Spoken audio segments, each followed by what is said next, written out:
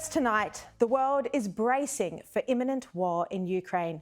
Russian President Vladimir Putin stands ready to invade within days, potentially before the end of the Beijing Winter Olympics, and they finish on February 20. Scott Morrison has urged Australians in Ukraine to leave immediately, and the Australian embassy was today evacuated. The Prime Minister says this situation is very serious and he's concerned for the safety of Aussies who remain in Ukraine. We've been sending very clear messages to all Australians in Ukraine to take them to a place of safety, that they should move to a place of safety.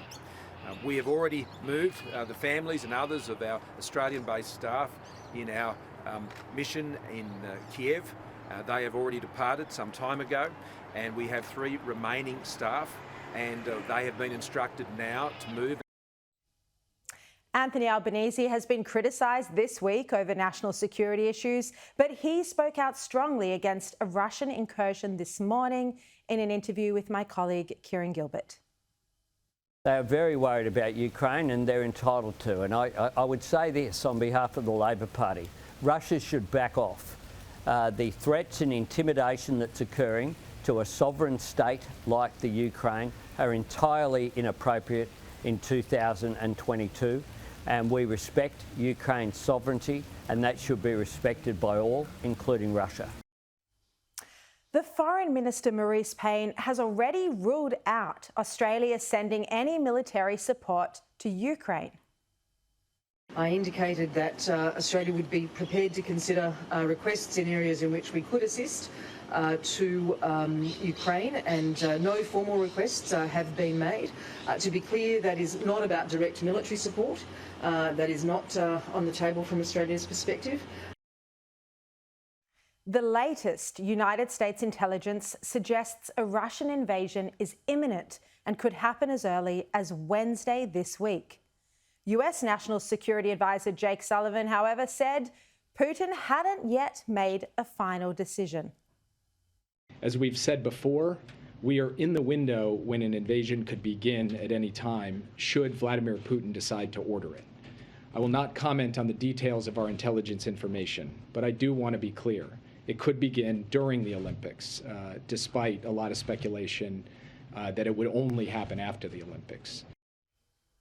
Joe Biden spoke to Putin early Saturday morning US time and early Sunday morning our time. The White House says the call lasted for over an hour. In a statement, the White House said that President Biden was clear that if Russia undertakes a further invasion of Ukraine, the United States, together with our allies and partners, will respond decisively and impose swift and severe costs on Russia. President Biden reiterated that a further Russian invasion of Ukraine would produce widespread human suffering and diminish Russia's standing. Now, just to be clear here, Biden told Putin there would be severe costs on Russia. It doesn't sound like the sort of warning that put the fear of God into the Russian president. What he was speaking about here are economic sanctions. And this threat of economic sanctions, rather than any serious military retaliation, sounds feeble and spineless. And this is the man, Joe Biden, who the whole world is relying on to hose down tensions and to try and encourage Putin, an aggressive dictator, to back down.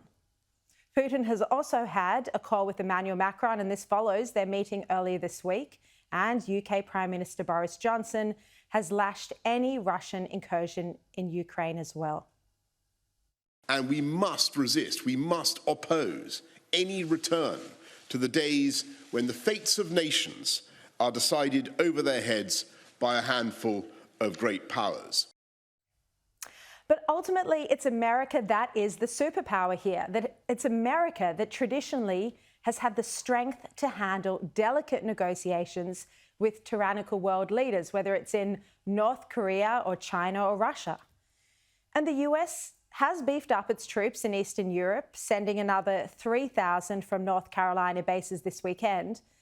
But while Biden has amassed troops in Eastern Europe, he hasn't made it clear to Putin whether he would strike or not, whether he would take any military action or not. There's a reason Chinese President Xi Jinping and Putin never tried anything when Donald Trump was in power. They were afraid of what he would do, how he could react, what nuclear button he might push. They were afraid of his unpredictability, and they saw it as a strength. But it's very clear now that they're not afraid of Biden. The risk of conflict and unrest globally has escalated under Biden's leadership, and the dictators can see that he is weak. There's no fear about how Joe Biden might react.